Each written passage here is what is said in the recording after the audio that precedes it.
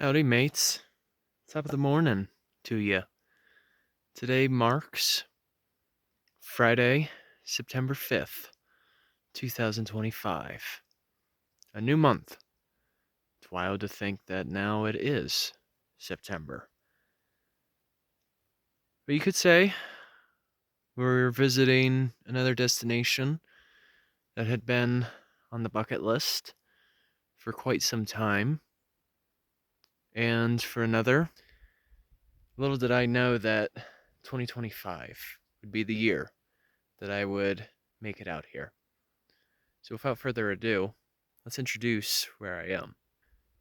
Well, I will say first and foremost, I am in the state of Montana.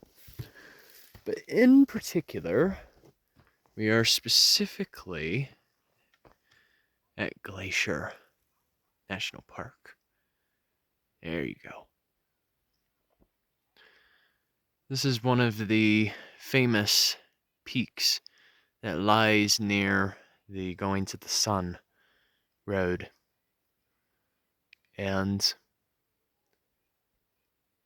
Glacier in particular is considered to be one of the crown jewels within the national park system, which even after just spending a couple of hours here, it's very understandable as to why that is the case. Glacier National Park has one of the narrowest sections of the Rocky Mountains, and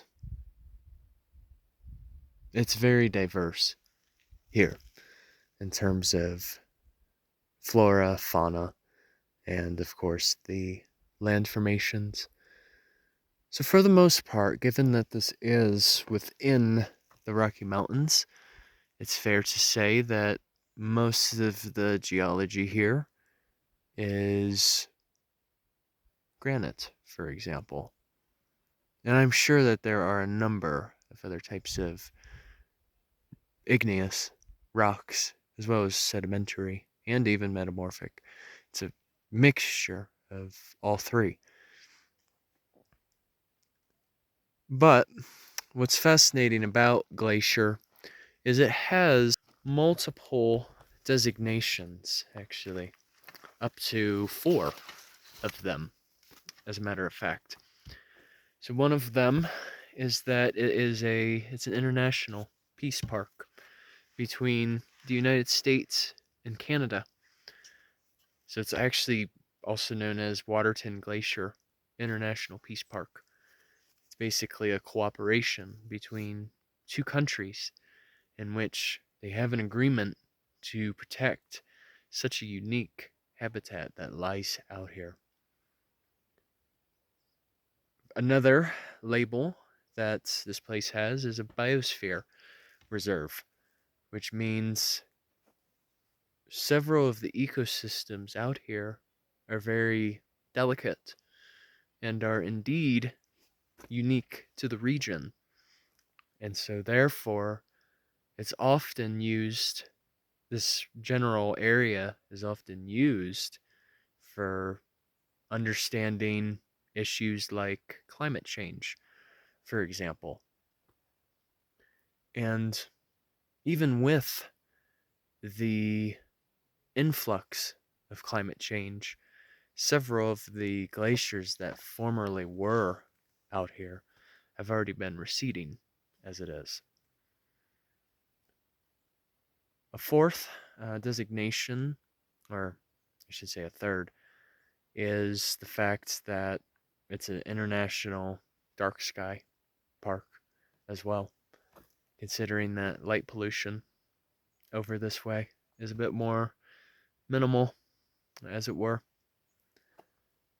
And it also, as a fourth designation, it honors many of the indigenous cultures that have been out here. Some examples can include the Kootenai, along with the Penderel, Salish.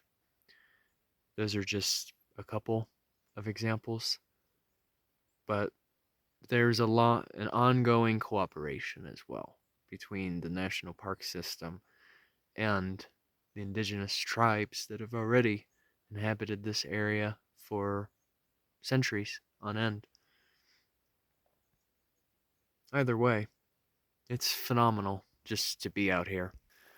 And we're surrounded primarily by subalpine fir, which is mostly what we're looking at right now, along with white bark pine. I want to show you guys one more little feature before I finish here. Give me just a sec. Okay, here we go. This was the last little feature I wanted to show you guys in this film. So this, just ahead, is what's known as Hidden Lake, which is mostly fed by rainwater, glacial melt, as well as snow melt. The water is surprisingly clear, maybe even comparable to that of Crater Lake, for example. But yeah, just visiting this small section of glacier alone has already left a lasting impression on me. And I will say that should you ever have the opportunity to go in this part of Montana, it's absolutely worth it. I just knew that while I was out in this part of the country, I knew that I had to make a sneak peek in the area. And though it was a bit of a drive, at least I get to spend a few days up here, which is worth it. And who knows, may even see a grizzly out here. Don't know yet. Spontaneity is often a common theme when it comes to the natural world. And usually that's what creates the appeal. So, all right, you guys, have a good one. Enjoy the rest of your day. And of course, Journey on a Journey is onwards. See you later.